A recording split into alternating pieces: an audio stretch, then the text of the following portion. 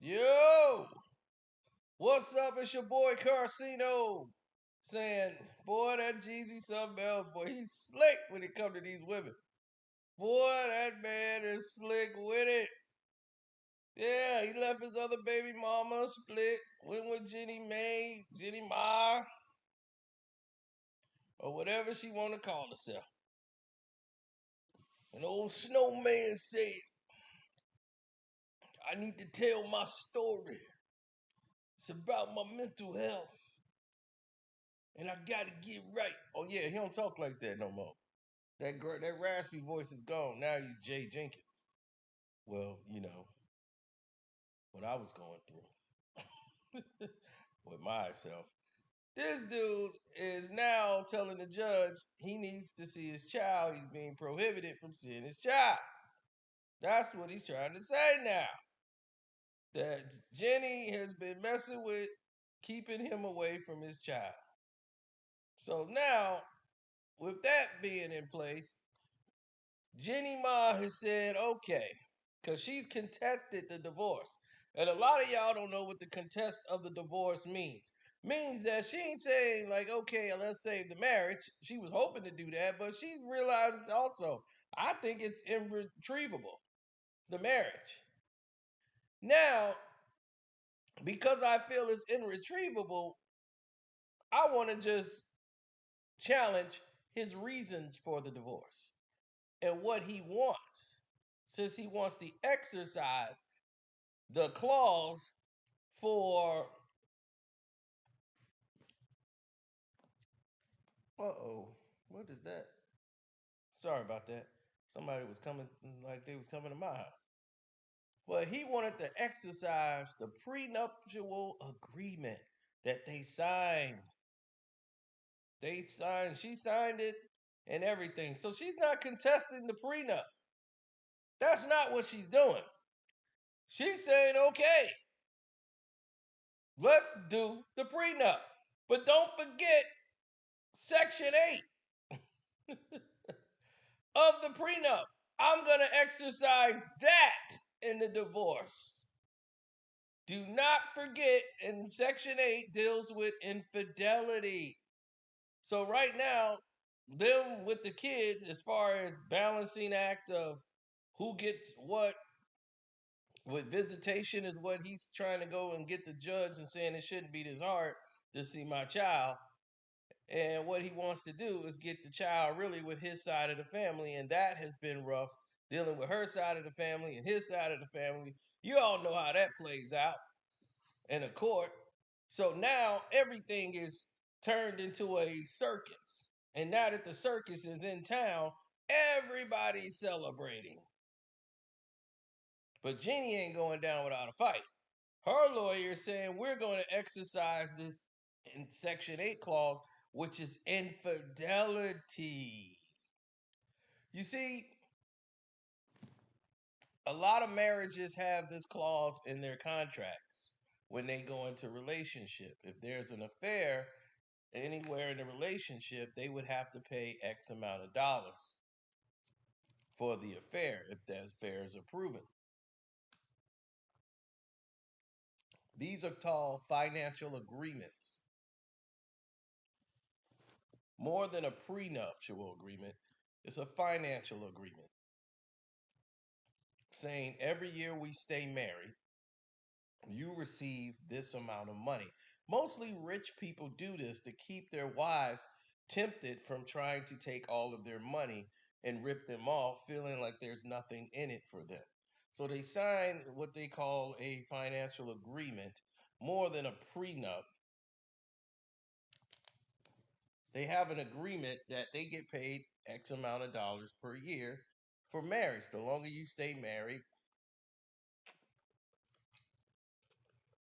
the money it doubles, it gets increases each year. Now, if there's infidelity in this marriage, of course there's a penalty you pay.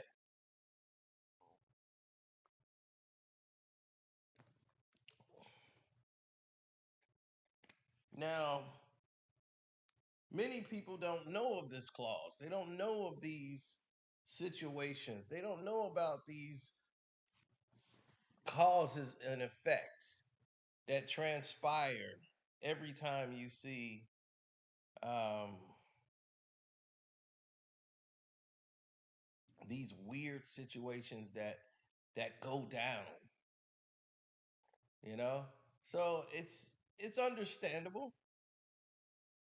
It really is. It's understandable how someone could see that and feel a certain way, you know. So I get it. I get why Jeannie is feeling like, okay, Jeezy has done this slick stuff before to get out of child support payments and all that, and he's still getting hit because the other baby mama wasn't playing. So he knew if I get married, I'm gonna have to do a prenup. Now, here's the thing about Jeannie. Jeannie's gonna have to prove Jeezy was, the infidelity. She's gonna have to prove that if she wants to exercise that clause. Now, if they want to exercise that clause and they go through it, Jeezy's gonna try to use a "we've been separated" thing. That's not gonna fly because the separation would have to be legally implemented in order for you to do that. You will not be able to say, "Hey, man, we just separated." Well, are you legally separated? Because if it's a legal separation, then that clause would be, voided because you were legally separated. But there's no legal separation just because you didn't come home that night because y'all had a fight or you was living somewhere else. By the court of law, you guys are still married, so that's going to count against you. Now, the only thing Jeezy could do now is, okay, infidelity goes on both sides of that contract. So Jeezy would have to prove she was unfaithful also. And two wrongs will make it right. And now they'll knock each other out as they both will go in and try to contest. But here's the thing. Jeezy did not claim Article 8 in his divorce filing.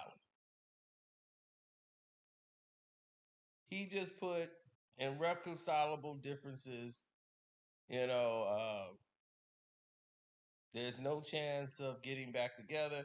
Immediately went that route.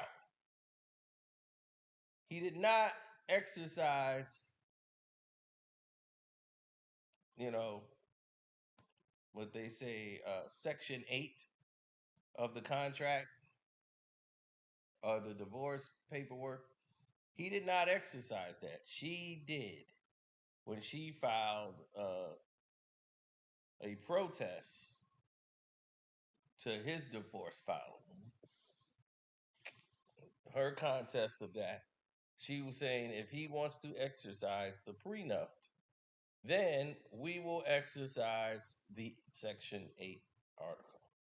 So it's on Jeezy. If you're going to do that, she's prepared. She's prepared, Snowman. You better bury that money in the snow. Now, Jeezy lives in Atlanta or the Atlanta area.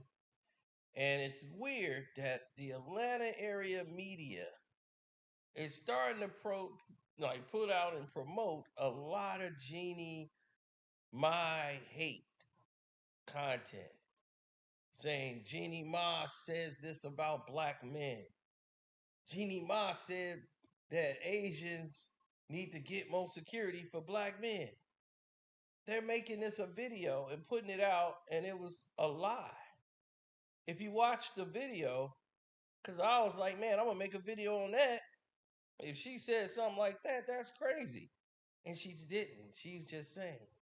That's how most Asians think. And she was like, that stereotype of black people. And then she was speaking about the stereotype of Asians against blacks. And she was saying, we got to get around that stereotype that most Asians have against black men. We need to stop that stereotype. So that's what she was talking about. But they know you're just going to look at the title and then you see these people are from Atlanta. So, where there's smoke, there's fire, right? Now, this looks like a what? Another Jeannie bashed post by, look like it's sponsored by Jeezy. That's the only thing that was missing there. And a lot of these people that's doing this are people seem like they from Atlanta. Calling her out, calling her a gold digger. She's after Jeezy's money. She's doing this and doing that. When Mr. Sneaky Man has a reputation of being cheap. Holding out on baby mamas, the whole nine. So, once again, your boy Snow has been getting away with this crap for a very long time. Now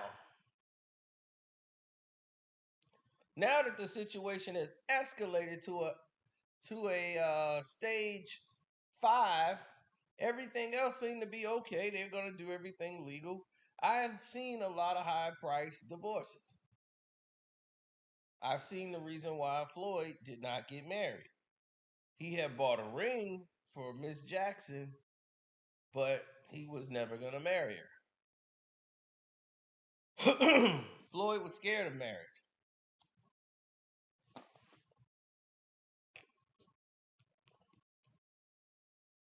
There's a reason. Floyd saw Arturo Gotti, Steve McNair, and what happened with them, and said, "Oh man, I'm finna sit down for a while." I'll never forget it. Arturo Gotti got married to this girl. He went to her country, and he just decides to hang himself. There was barely an investigation, and his death was ruled as suicide.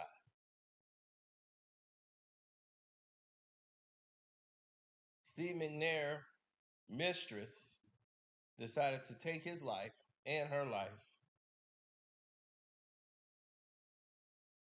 Sadly,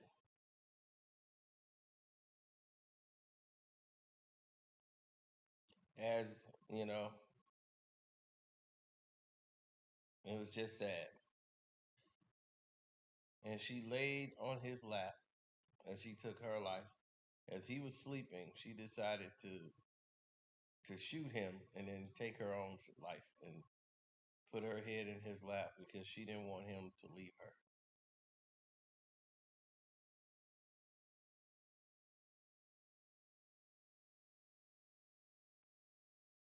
A troubled woman did that because this man was going to leave her, she felt. So I've seen troubled things. Floyd saw that and said, "Oh, hell no. I ain't getting married. I don't even want to live with nobody." Like that's how crazy it was. You know, he got a lot of money.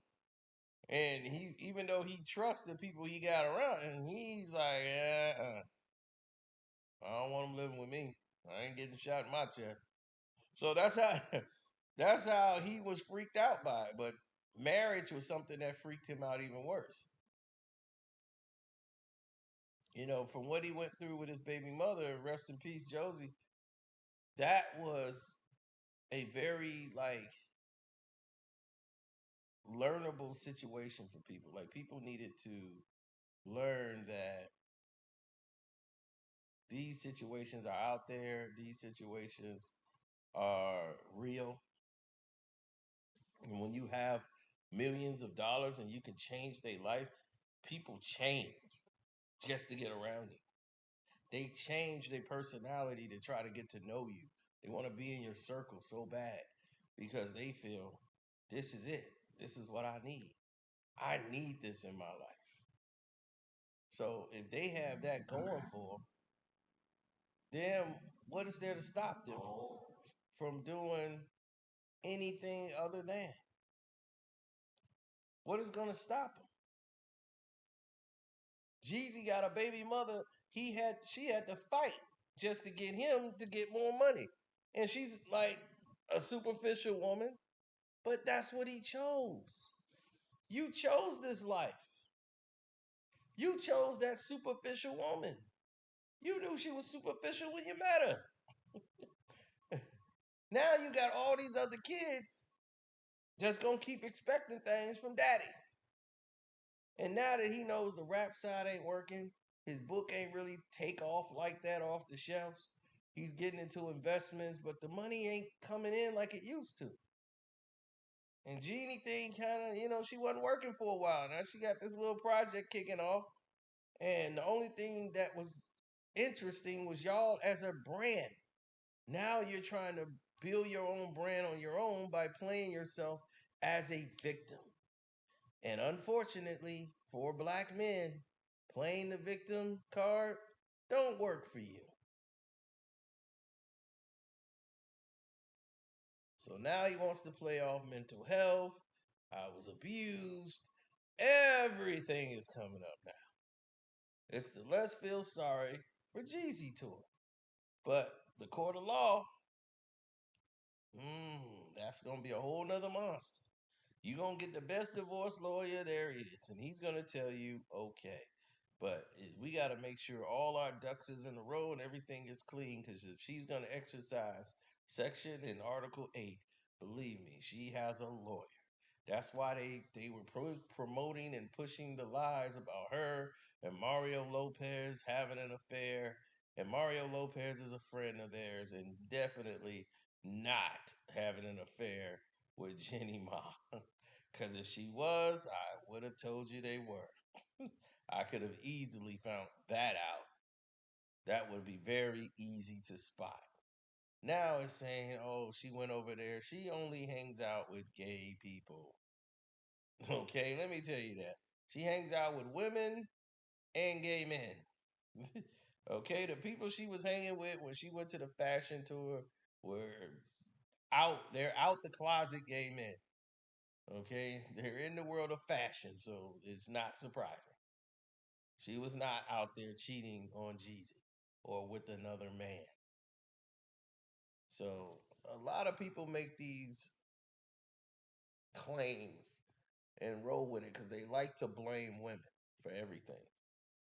So a lot of those guys out there, they love to blame women. I'm serious. They love to blame women. I've seen women blame, and I'll be like, man, y'all just blame the woman right away because they're mad.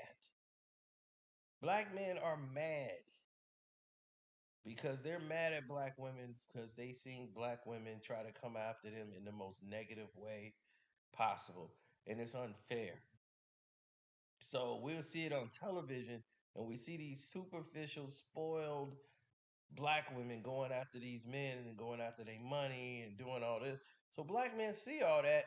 So anything with a black woman or a woman, period, they just automatically just defense systems is up and it's her fault. Just because a few bad apples do that, don't mean that all the women do that. Definitely all black women don't do that or act that way. That's the superficial, snotty reality show wannabe women. A lot of them act like that. They shallow, they selfish. Nobody should want to be with them anyway, and for a long term anything. But that shallowness is what's going to leave them that emptiness. When they hit the 50, they're going to be the ones abandoned and trying to find a man, and ain't nobody going to want them. And they're going to be wondering why nobody want to take them seriously because they're ready at 50. It's like, nah, sorry. Why would I want to get old crack these? Your knee and ankles is all out. You got all these pains. You're going through menopause, and now you want to now you want to settle down. I don't think a guy want to go through that with someone he's just meeting. They're like, oh, well, this is great to meet you. Where are you going? Woo, it's hot flashes. Yeah, woo, I gotta go. I'll talk to you tomorrow. Oh my gosh, man. So it's like well, certain situations that work out when you have people who are not shallow and you know and messed up in their ways, or they take baggage from old relationships and drag it into the new ones. It's oh well, shoot, I'm not well, I'm not like immune to that. I definitely take my baggage into other relationships. Like I got PTSD from war or something. Don't set that there. My ex set that there. Yeah. Yeah, I remember. It was June 1996. I told her not to set it there. She wouldn't listen. So, when I threw it in the trash, I thought that would be the end of it. It wasn't. When I stomped on it and set it on fire, whole trash can, thought that'd be the end of it. It wasn't. When I tried to throw her off the roof, thought that'd be the end of it. It wasn't. So don't put anything over there. That's a pet peeve of mine. Don't set that over there. It's gonna drive me insane. I'm gonna think about her. I'm just using that as an example. That didn't happen. I ain't trying to throw anybody off the roof. Because if there was a roof that we could get to throw her off of, that probably would have happened. But it's kind of hard to get to the roof of a house. It wasn't like the roof of a building or something. Ooh, I wish I was in a building. No, I always took that in there. All my exes could tell you about the one ex that screwed me over because they've heard that story 1,000 times. It was like, oh my God, I'm tired of hearing about this girl. I'm like, they came at the wrong time. It was a lot of these girls. They were nice. They just came at the wrong time. They was like, yeah, these girls, a lot of girls like you. They just want, but you keep talking about your ex and it just messes it all up. And I'm like, look, I can't help it. I need to vent to get this off my chest. Keeps me from going to jail. That and then the Machiavelli album. I was like, I got the Machiavelli album. And I got everything else to keep me sane. Me and Pot going off. We know what's going on. We've been wronged. Oh man. So yeah, those were the good old days. Now,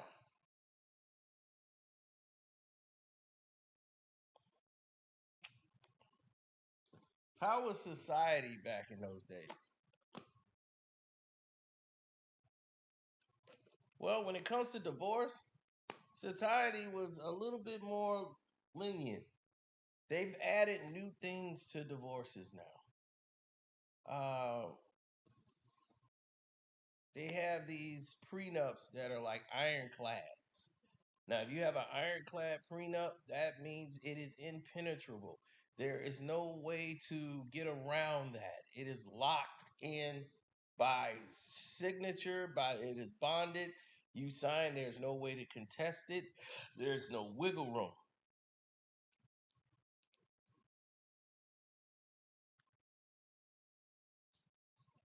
They have those ironclad prenups. But really rich men are very smart. They have destination weddings. And when you have destination weddings, they know the women don't really understand the law the way they think they do. This woman thought she was going to play her man in a divorce case. And guess what happened, ladies and gentlemen? This is going to be very interesting. You're going to love this. This man went and married her in a beautiful wedding. Beautiful wedding.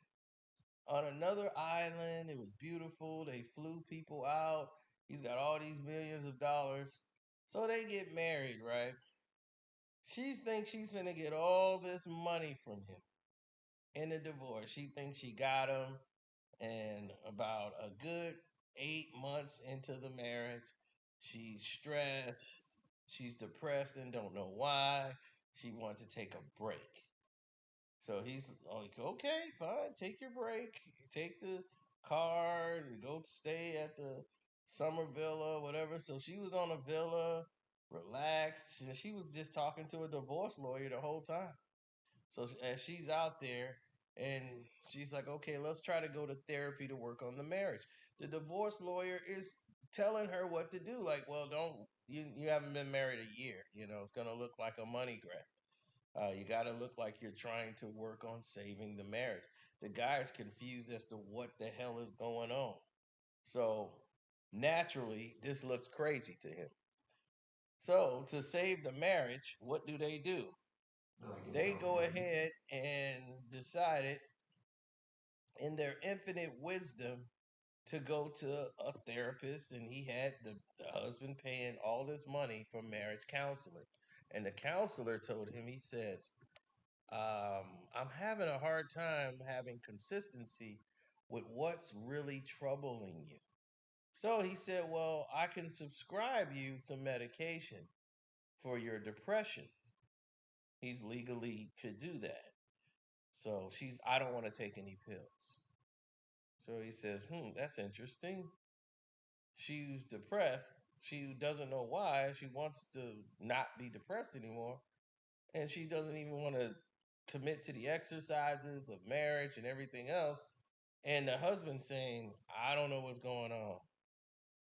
And she's just like, you know what? It's over. It's done. After 2 sessions, you're just done and want a divorce when you never really stated what the problem was whatsoever. So the marriage counselor says, I don't have any clue what's going on. She's very erratic. It's very hard to get her to stick to one point about anything. She's all over the place. So he's like, was she always like this? He was like, never. He said, only in the last 3 months, my wife is starting to act like this. And he said, I don't even know why. We've never had this problem before. So I want her to see a doctor or a therapist. She refuses to go. I don't know what to do. So she wants to just get a divorce. So he says, if that's what you want and you want to be alone and free, fine. We can get a divorce. So he calls in, she calls her lawyer. She wants a divorce. The husband's not going to contest her divorce. So then she wants, uh, you know, some type of payment. She was trying to, go after some money for, they haven't even married a year. So it's like, how much does she expect to get out of this marriage? And she's coming for she wanted like one of the houses, 2 cars. She wants to get 50,000 a month and 65, like part of like the ownership of this business that they got that had nothing to do with her. But since she was married, she felt she should get like a percentage of the business each year, quarter. Like it was a financial broken, it was broken down. Like they have studied every asset that he had in possession. And they wanted his father left him a piece of like real estate or whatever that they owned, and he owned that with his brother, his sister, the mom. They all own that piece of that property. It's like a resort on an island, and she wanted a percentage of that, and that really ticked him off because she knew really nothing about it. So he knew that she must have hired somebody to pry into his life to try to get money. So that's when he came with his lawyers and they dropped a bombshell on her. They said, "Oh, I'm sorry, but you guys got married in this country." And she's like, "So?"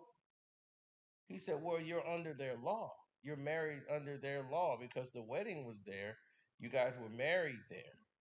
So you're married under the law of that country. And in that country, they don't believe in prenuptial agreements or anything of that nature. So there is no prenup. They don't the man is not required to pay you anything in a divorce. That's by their law." And she couldn't contest it. No judge in the United States was going to overturn that. So the marriage license was not from the United States, it was from over there. And it stated they were under that law. From whatever country that was, I was like, I'm getting married there.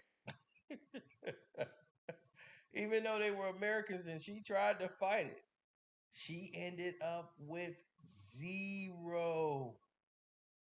Nothing. Nada. Matter of fact, she tried to sue this man for what she said, imprisonment, everything. And the judge told her, he said, "Ma'am, you're just gonna have to get a job."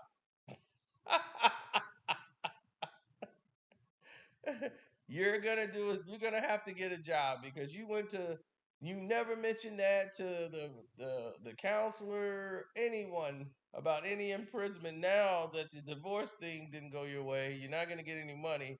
Now here come imprisonment. No, sorry, doesn't work that way. What Jeannie get out of this?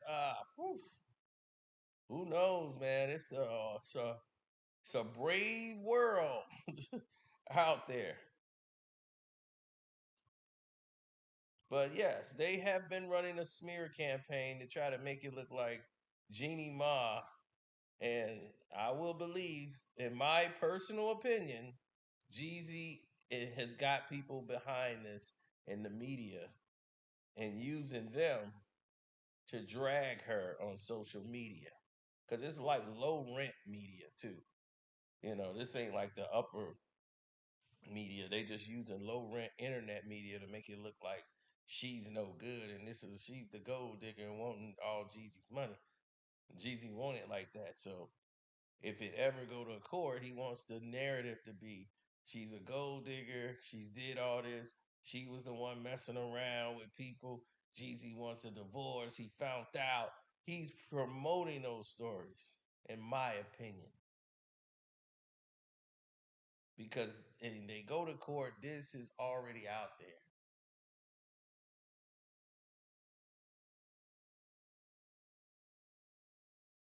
He wants this opinion of her to be smeared. Because why? He's trying to protect that money.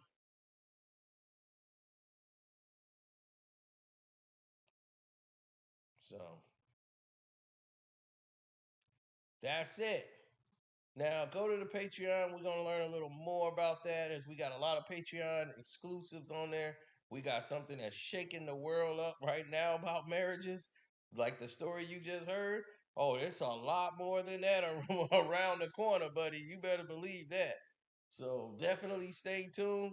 It's your boy Karceno saying shouts out to Kwame Brown, Bust Life. I want to say shouts out to my man HD. Welcome to HD, IITV, Jag Sports with Jose Rodriguez. I want to say the Dreamers Pro. What's up, bro? You doing good over there? I see you. Armando Black TV. What's up, man? You know it, man. George is gone. Bama had to tell you, baby, we don't mess around with them bulldogs. We teach them to behave. So don't forget to donate to the page. The Cash App is Karceno. Super Chat works for everybody who Super Chat. Thank you. God bless. The Super Thanks work. So in case you're watching this after the premiere, you can Super Thank, like, share, subscribe, hit the notification bell. I know they make you do everything now. I got that take about 30, 40 minutes to go through that. So yeah, they've been on me, boy. I've been trying to get stuff done and they just been on my back. But I'm out. I'm out here. All right. Thank you.